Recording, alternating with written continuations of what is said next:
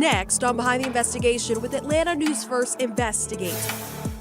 Rocks flying off of dump trucks, hitting your car and your wallet. The rock hit right there, and the windshield is ruined. A family loses their uncle, his ashes, and their inheritance. That's the only person I had left in my life. First came sewage, then neighbors say squatters. You don't sell our souls, sir. Cancer-causing chemicals in a city's water supply. Yeah, don't poop where you drink. Atlanta News First investigates.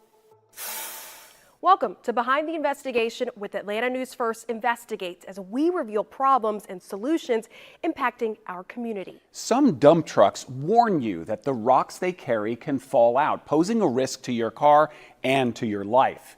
Their signage does not absolve them of liability, but if a rock hits your windshield, good luck holding them accountable. The hits just keep on coming. More than 7 million insurance claims for auto glass in the U.S. every year. 2 witnesses told police they saw the stone fly out of the passing truck. 10,000 injuries from road debris. The left side of her face was crushed. And more than 100 deaths. A rock the size of a bowling ball hit a car's windshield, killing a grandmother. Dump trucks have signs warning of the danger. Stay back 100 feet, 200 feet, even a mile to avoid rock damage. The stickers also deny liability. The rock hit right there, and the windshield is ruined. Andrew Lampros has replaced 3 windshields in 3 years. All dump trucks, 1 in Tennessee, 2 in Georgia. How do you hold these guys accountable? Well, I don't know. What do you do for a living? I'm a lawyer. Not just any lawyer, Lampros is one of the top litigators in Georgia. His firm has extracted multi-million-dollar settlements in injury cases. But he had trouble even finding out who to hold accountable for his windshields. Yeah, it's very interesting that they have no problem keeping those stickers on the back, but they can't seem to keep any identifying information on the trucks. Notice anything missing on the back of these dump trucks? Look again. Where's the license plate? Truck after truck with no identifying information on the business end of the vehicle. These trucks are not breaking the law. They're following it to the letter. They are exempted from having their license plate on the back of the vehicle. Some states require plates on the front and back, but most states that require only rear license plates for the rest of us allow dump trucks to put them on the front instead. Ironically, it's because they haul rocks and debris that could damage the license plate. And of course, if something comes off the back of the vehicle and hits your car, having the license plate identifier on the front of the dump truck doesn't do you a lot of good. Stop. Let's rewind that back and take a look at where the rock came from. If it came from the road and the rock was simply kicked up by the truck's tire, it's not their fault. You'd be responsible for the cost of replacing it. But not all rocks are the same.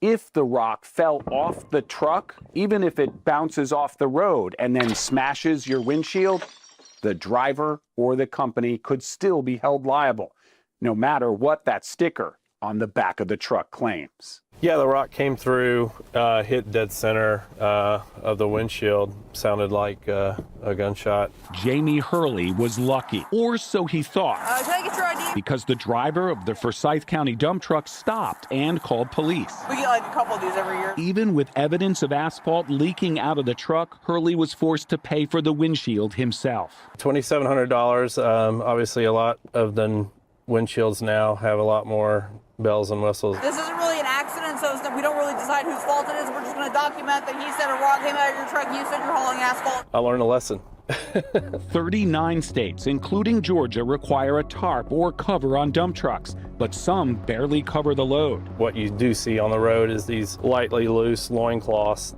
Attorney Andrew Lampros found a solution, and it's not in any law book. After the third one, I decided it was time to spend the $125 and get a dash cam. A couple in Tucker called Atlanta News First Investigates exhausted. For months, raw sewage flooded their lawn from the house next door. They contacted its property management company, which said the leak could not be fixed. The reason why may surprise you. Of course you get upset when everybody tells you they can't do anything about it. It's rough. John and Stacy Rusnak are tired of hearing city and county officials say the raw sewage flowing from the next door neighbor's broken septic tank is a civil matter. We've been through code enforcement, we've been through watershed management, the EPA, the EPD, I've been through 911. We'll spare you the close-ups, but there is a stream of contamination flowing into the Rusnak's yard and down their driveway. You can't have just raw sewage running at someone's house and not do anything about it. The home's listed owner is VSP LLC, which shares the same address as Sylvan Homes. Sylvan has properties in 26 cities. In fact, here's the listing for this home on apartments.com. Sylvan describes it as a dream home without breaking the bank, but the home is not available. Heck, we don't even know who lives here. What was that? I want you to know this private property.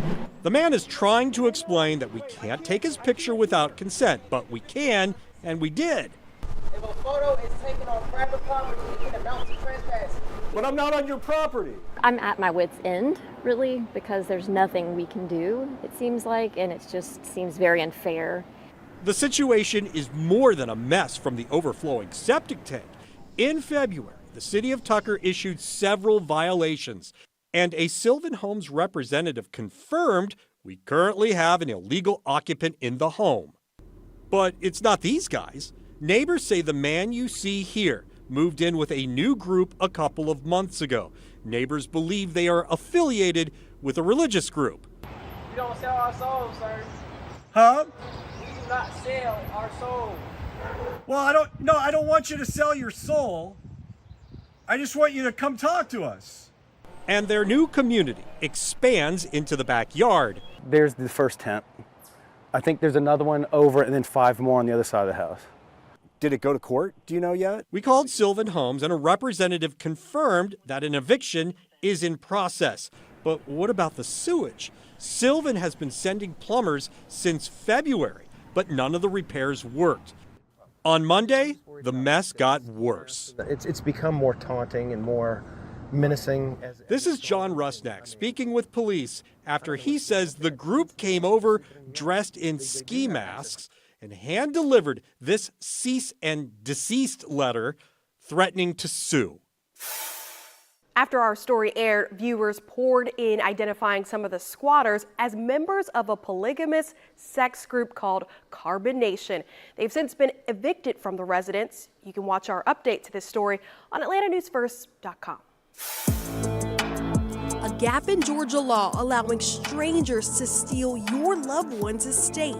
That's the only person I had left in my life.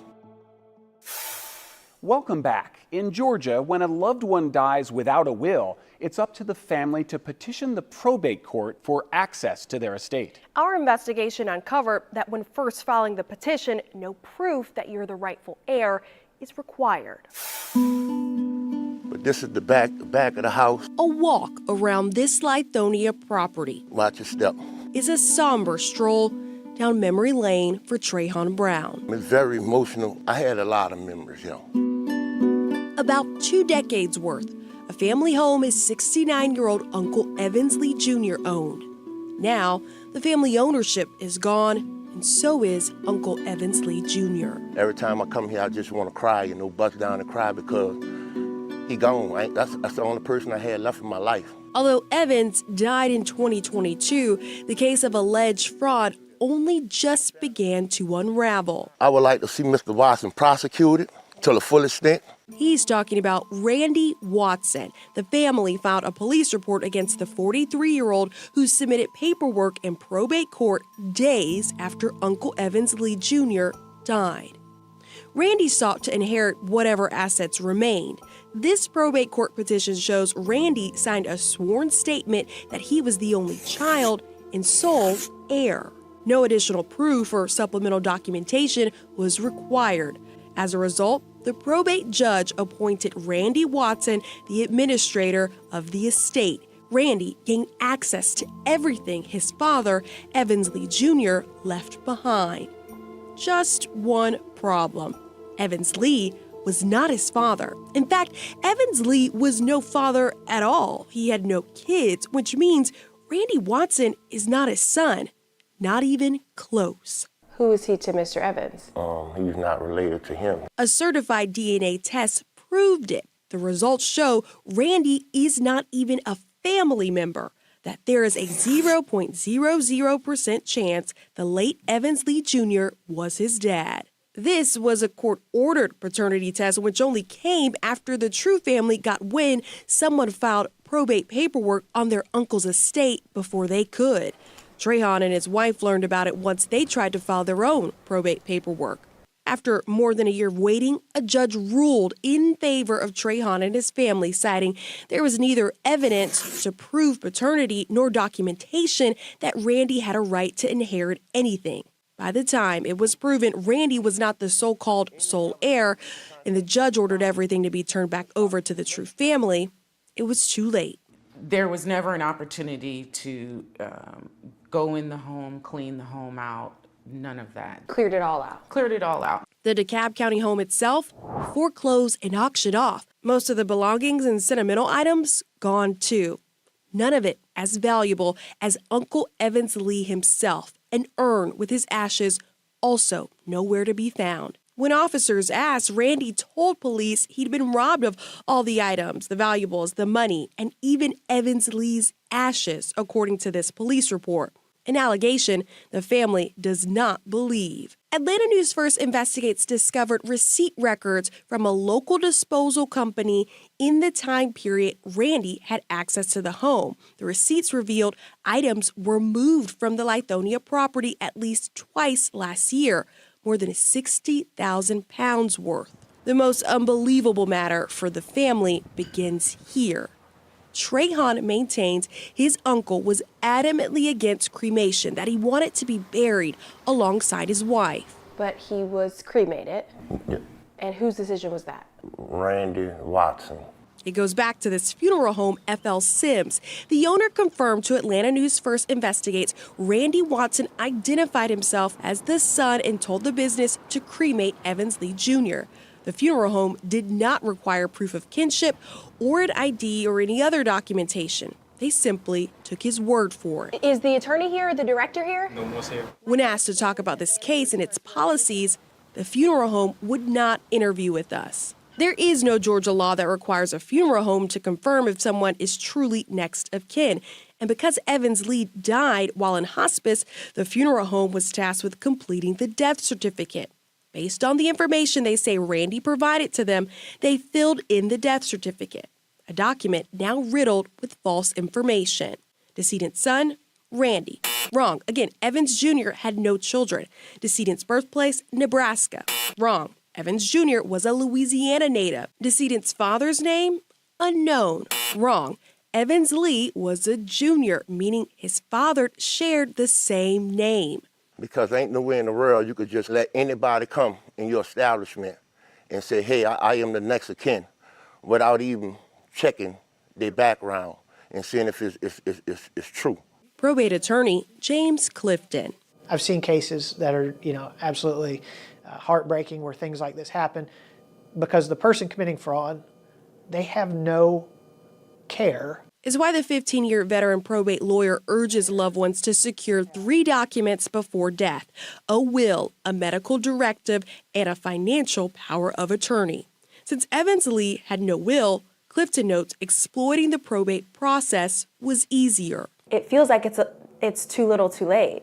Right. It's unfortunate because that is oftentimes the result, is that the bad actor receives the funds, by selling the property or whatever, and then it's gone. They spend it. He argues cases like these, criminal infractions, if it can be proven, should be criminally prosecuted. And it's hard even being on the property right now, just looking at it.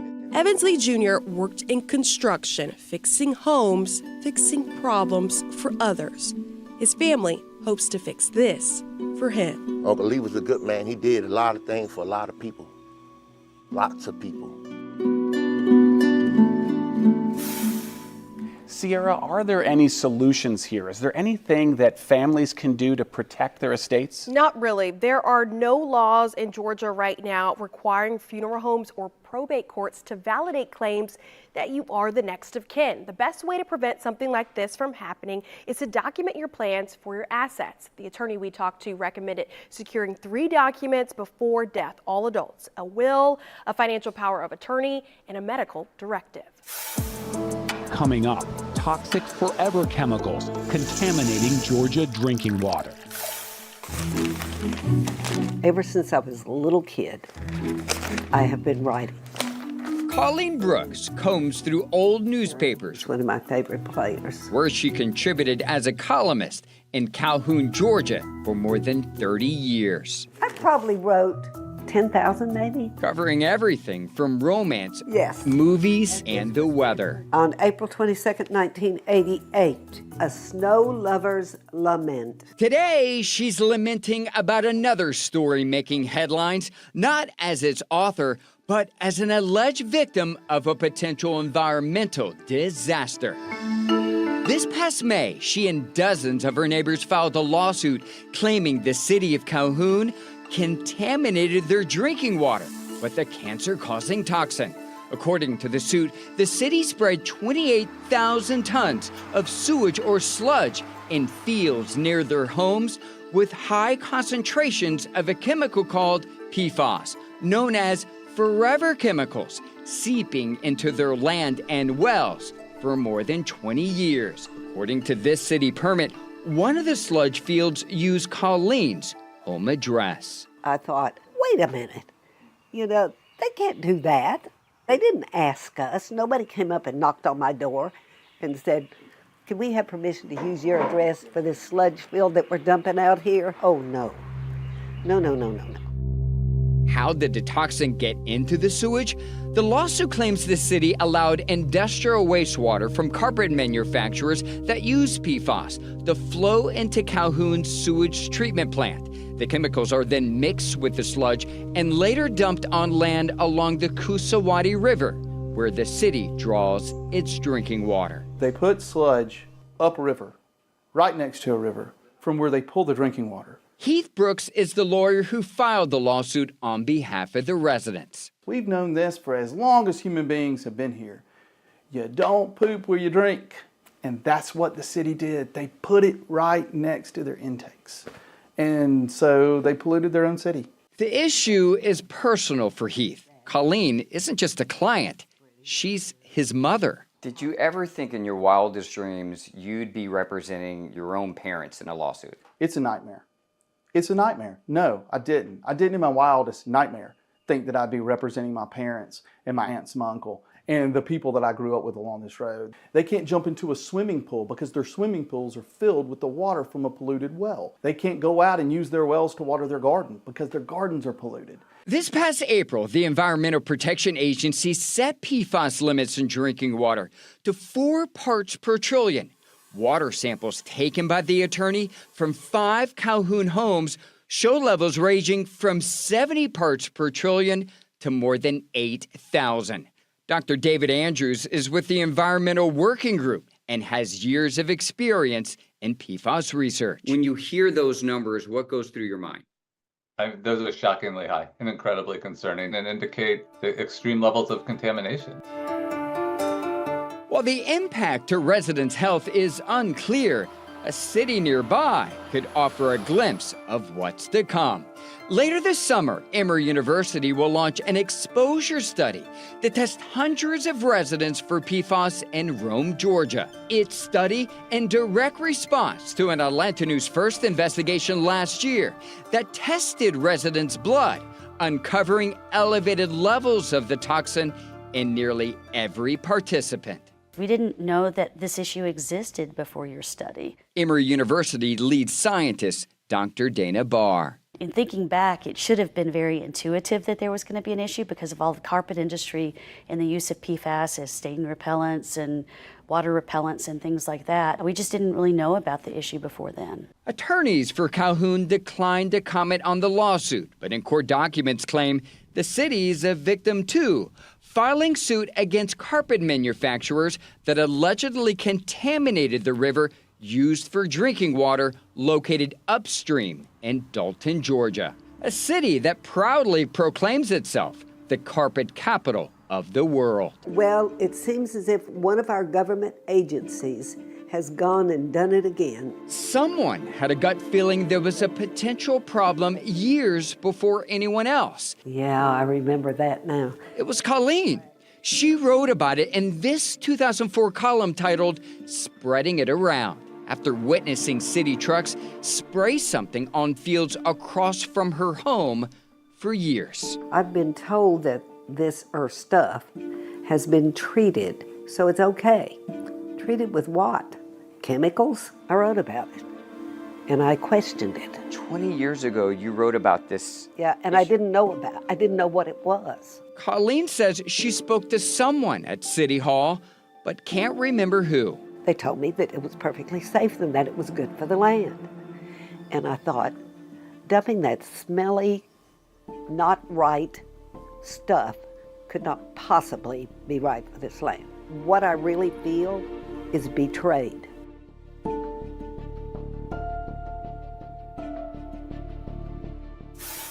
You can find more of our impactful investigations at atlantanewsfirst.com and on our app. We do this for you, uncovering the truth and holding the powerful accountable.